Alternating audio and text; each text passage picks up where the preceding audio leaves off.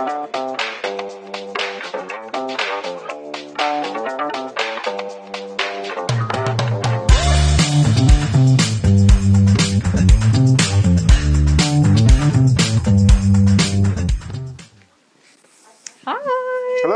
good morning. How are you? I'm good. How you doing? I'm good, thanks. All right. First, introduce yourself. Yes. So my name is Pedro Pozo. I am a postdoc fellow here at the Koch Institute at MIT, and I work in Jacqueline Lees' lab. All right. What is your main research focus? So in the Lees lab, one of our sort of aims is to study genes that regulate a lot of developmental processes, as well as genes that are implicated in cancer, and just to understand how these genes, when working properly, help us just for development, but also how these genes, when they're not working properly, can lead to cancer. Is that something that you started working on, studying from undergrad? No, so I switched fields. Cool. Yeah. So for my grad school, I was working more in DNA replication and specifically origin licensing, which was very basic biology and is really cool. I really love just understanding basic biological mechanisms. Yeah. But then for my postdoc, I wanted to do a little bit something that had more of a human health impact, a little bit more translational. Got it. And so I wanted to delve into cancer biology. Cool. So when did you start here? So I started here in 2019. Yeah, July 2019. How was that transition, moving from grad school to postdoc? So it was interesting because for grad school I went to the University of North Carolina at Chapel Hill. Hey, Go Tar Heels, as you know. So it was very different to move from North Carolina to Boston. And it was interesting. I like to just be challenged by things, and I enjoyed it. It was a little bit rough after we moved in here because that's when the pandemic sort of started happening. Oh, yeah. How was that? Because I know, you moved here with your family as well. So. Yes. I have 2 boys. They're 11 and going to be 12 in April. Sorry, 10 in April. I see. So it was really nice.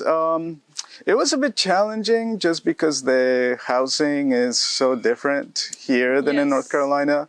And also once the pandemic started, the school system had to change to remote learning. Yeah. And so that was challenging because we had to juggle that between work and then also being with the kids at home. So it was a little bit tough. I was balancing postdoc life and family life because there's a lot of man hours required. Yeah, it's interesting. The way that I've been able to balance that is with the help of my wife, my wonderful wife. I mean, she has been working at different hours than I do, so she can stay at home with the kids while I'm here. And then when I get home, then she goes off to work, and then I take over. So we've been doing that. It worked for us during grad school, and so we've been doing the same thing now here as I pursue the postdoc. Cool. So yeah, it's I wouldn't be able to do this if it wasn't because of my wife. Honestly, yeah, it's awesome. So what do you guys do for fun when neither of you are at work? Do you guys take the kids? We enjoy the outdoors. Yeah, we like to go camping in the summertime. We like to go hiking. Fishing, we just really enjoy the outdoors, and my kids love it too. So, any cool spots you know so far from moving to Massachusetts? I don't know. So I mean, in North Carolina we did that too, and it was awesome. But here we actually found some spots on the Cape. Yeah, there's some campground sites at the Cape. So we found this really cool spot, and then we've been going there every summer, for at least a few days. Yeah. And then there's some trails around here. If you go to New Hampshire, there's some really cool trails. So yeah, we do that. We do that. We really enjoy it. Cool. Yeah. What is something you wish you knew before you moved here? I don't know how to navigate the T system. Yeah. Do you have a favorite experiment you do, or any cool instruments you use in the lab? So I use a lot of flow cytometry. So I do a lot of flow cytometry experiments. Oh, awesome. And so it's really cool because we have a flow cytometry core here at the Koch Institute at MIT. And, we have all these really cool machines that you can use to, for your assays, and you can measure all different fluorophores and all different sorts of combinations. Yeah. So I like those experiments, I would say. Awesome. Mm-hmm. Do you like any sports or? So sports-wise, I like soccer or football. I'm from Ecuador originally, and so football, as we say it, football is like the biggest sport down there, and I kind of grew up in watching soccer. I want to call it soccer, that's like one of the sports that I watch all the time. But in grad school, we got into basketball with the Tar Heels being like so nice. Yeah. So. It's a lifestyle there. Yeah. Any specific leagues you follow in either sport? So I follow like the Latin America League. Okay. Because I'm always rooting for Ecuador. Of course. And then of course when the World Cup comes every 4 years, it's this huge thing because oftentimes Ecuador does make it to the World Cup, and then it's just like, yeah, let's go. If you're not supporting Ecuador, Colombia. Because my wife is Colombian. Oh, okay. Well, excellent. Yeah, that's why. Do you have a scientific hero or personal hero or both? So my personal hero is my mom. She is a single mother, and she decided to move from Ecuador to the United States when I was 11 years old, in search of a better future. Yeah. And she is the most hardworking woman that I've known, and she is my personal hero because she's sacrificed a lot for us to be here, and so it definitely gives me a lot of strength as I can pursue this trajectory. Scientific heroes, honestly, there's a lot. But if we think about maybe like mentors, I would say one of my mentors for my master's degree, I went to Central Connecticut State University for a master's. Yeah. And my mentor there was just amazing. And he sort of like believed in me and kind of pushed me to continue with studies in science. So, of course. So how did you get started in doing research? Yeah, so it's a little bit interesting. I didn't know I wanted to get into this career until later, like even post-college. So when I went for my undergrad at Eastern Connecticut State University, I didn't really know what I wanted to study, but I knew right away that the biological sciences were interesting for me. Those were the only courses that I was like super interested in. Yeah. So I majored in biology, but I didn't know what I wanted to do afterwards. Yeah. So when I graduated, I needed to find a job, and so I went to the career advising office in my institution, and they were like, okay, so what do you want to do? And I was like, I don't really know. And they took my information, and the summer after I graduated, I got an email from them saying that Goodwin College, which is now Goodwin University in East Hartford, Connecticut, was looking for a lab assistant for their health sciences department. Cool. And so I was like, all right, let me go in and check it out. And I went in there, and they gave me the opportunity to teach courses, just, intro-level courses. Yeah. And it was during those opportunities that I became more intrigued in really understanding these biological processes. And I was like, all right, if I really need to know this, like I need to get a PhD. Like that's really the way to really learn this. Awesome. And so that's what motivated me to pursue grad school. And I went into my master's degree, which was a 2-year master's degree. It was part-time. And then that was my stepping stone to get into grad school at UNC. So that's kind of how I got into this whole path. Do you know what your plans are once you are done here? So I'd like to stay in academia. Awesome. I'd like to run my own lab at some point. So I really would like to. I just love this environment where you can have your colleagues and have collaborations and be able to mentor and be able to pursue something that you're passionate about. Yeah. This biological questions that you're passionate about. So I really like that idea. In general, what motivates you as a scientist? So I have a passion for molecular mechanisms. Understanding the molecular basis of life is something that I always think about. What do you see are some of the things that could change in graduate student training and postdoc training? One of the initiatives that is actually happening here at MIT, and I'm proud to be part of, is the Diversity, Equity, and Inclusion initiatives. So the biology department at MIT formed a DEI council, which I'm part of as a postdoc representative. Cool. And I think that's really cool because, I think having that representation here in academia is, I think, super important. Have somebody that looks like you that you can say, hey, I can do that. It's, I think, very important. And I think just being able to be inclusive and being able to be open to new ideas and people from different backgrounds, I think it's important in the whole scientific enterprise. So those initiatives, I think, are nice and are needed, and they're happening. But we need more of, for sure. Very, very true. What are some of the things that institutions can do now that everybody is really focused on making solid effort towards DEI? Yeah. What are some of the things that the institutions can do to support minority scientists? So there are some things that we've actually have spearheaded. For instance, we've talked about at the postdoc level, if you're trying to apply for fellowships, being able to have somebody look over those applications and give you feedback on the applications in order to be more successful at obtaining these grants. So that is an initiative that we've talked about. Another initiative that we're talking about is to be able to have a postdoc recruitment program geared towards URMs. Oh, how do you ensure that you build a community at each step? Yeah. So I've actually found the community here at MIT to be super welcoming and very collaborative.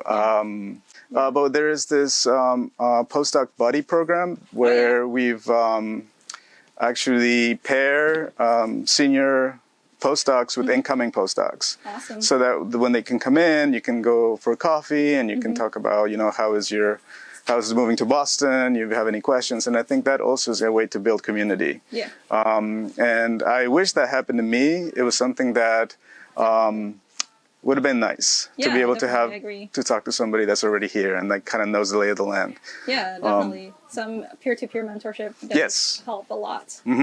I know your spouse is also a scientist, so if you can discuss science with her and she will have a good understanding. How do you describe your science and your work to your kids or your mom? It's interesting, because they have sort of an understanding, and I think it's actually good practice to be able to talk about your research with non-scientists. That's true. So I just try to just layman's terms, and then it's something that comes up, but not that much. I just tell my sons that I work with cells and proteins. Cool. Do they ever want to see where you work? Yes, I've actually brought them here, and even when I was at UNC, I would bring them to lab because sometimes we have to come in on the weekends, and the experiments never stop, the cells never stop growing. You have to take care of them, so we'll come in with them and show them the lab a little bit, and so they have an idea of what I do. They know I'm a scientist. Do you have a favorite book or movie or show that you like to watch? So, favorite books. I like to read nonfiction books myself, but what I've been reading with my sons lately is the Chronicles of Narnia. Oh wow! Cool. Yeah, I do like to read some of those with them. So that's something that we read. As far as shows, Big Bang Theory is one that we watch often. What do you do when you have a bad day in lab or a good day in lab? Either, both of them. Yeah.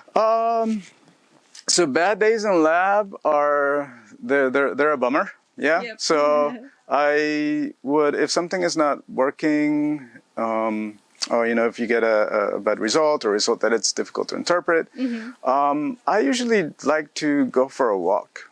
I see. So I would take some time and I would just go for a walk and I just kind of think about what happened, or, how can I redo this? What's the better way of doing this? For a bad day, just go for a walk. I think like a 20, 30-minute walk just to clear your head it helps me. Yeah. Good days in lab are awesome because I just go home and I just want to be with my kids and my wife, and I just, crack open a beer and just revel in the goodness. Yeah. Yeah. What is something you would tell your younger self, or something, an advice or feedback someone you wish you would have gotten? Like, not to take things too seriously, just like enjoy yourself a little bit more. I see. And also pay more attention to like the mental health and the physical health, So I think it's definitely important to set aside some time to be physically active, or just to relax and not really like spend all your time at work, because you get to the point where you can get burned out, and that's true. That could lead to other things, like you can get depressed, and it's just not good for you. So I would say maybe that's an advice, just in life in general, just to take some time for yourself. If you're not doing science, what would you be doing? What other career would you have? Or something you wanted to be when you were a kid? Oh, geez. I'd like to be like a rock star. Oh, wow, cool. I like to be able to sing. I like to be able to sing and just be like on stage singing. Awesome. Do you have a specific genre? Rock. Rock, nice. What's your favorite rock band? So I mean, I like all sorts of rock bands. Like, I mean, I like, I guess maybe you could say like the Red Hot Chili Peppers. The Red Hot Chili Peppers. Yeah. Is that what's on your playlist? Yes, I have that as a playlist. But I also things like, Black Sabbath and Ozzy Osbourne. Awesome. Yeah. Those are some things I listen to. Yeah. If there was a reality TV about lab and research and the people that are in that world, what do you think it would be like? And would you watch it? I don't know. I think it would be pretty. Do you think it's comedy or drama? I don't know. I guess it depends. It depends how the day goes. But yeah, there's definitely drama. There's definitely comedy. There's definitely horror. Yeah, I mean, it would be interesting. I don't know if I'd watch it just because I'm in it and I'd like to do something else outside of being here. Yeah. I mean, don't get me wrong. Like, I love what I do, but I also have this. Like, once I go home, I'm like, I'm a dad and I'm a husband, and I just sometimes just don't want to think about, what's going on here. So boundaries are great. Yeah. So I do try to have that boundary. Cool. And any last minute advice or anything you'd like to share? Yeah. I think one of the best advice I got from one of my mentors at UNC when coming to do a postdoc and switching fields is to, when you are switching fields, that it takes time to get up to speed on the literature and the science behind that field. And sometimes it could take up to 6 months, 8 months to feel comfortable and start feel like you can have ideas that you can contribute and you can have experiments in mind. And so just to take it slow, and that's okay.